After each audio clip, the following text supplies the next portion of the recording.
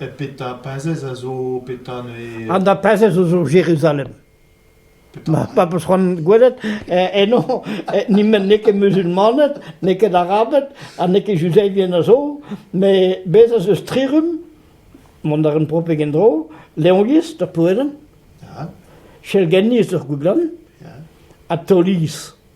Mais pezes, e blichire Tolis de ho. Ah bon? Non. Tolis, c'est des colonisateurs. Kleota. Jo.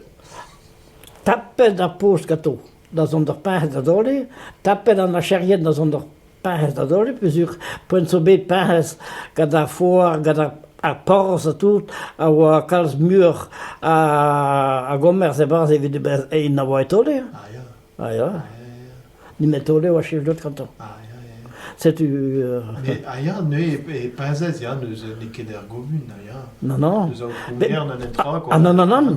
Personne n'a zo doet. Et en 1949 ni me ken. Ah ja. Ah ja. An noa ket parez a raout Ah non, pas restole. Ah mais peta zo kaouz ez eus peta savet er bourg-bihan a blamour d'ar bigi a deus ne da ziskarga, eh? Ja, mais pezes a deus gre commerce a zaleg Monsieur de Coatanlem, ma compagnie, payait mad a goachom ma maître griffon, les corsaires a tout ça, pas vese, bigi a deux de prosos, da brena, da deux betek pezes, da brena blut. Ja. Big saus. A gamma ze un tieges, I je lo domni wazar saus. Ja, golem eus an rai, ja. Ja? Ja. A nous occupet as idi fe.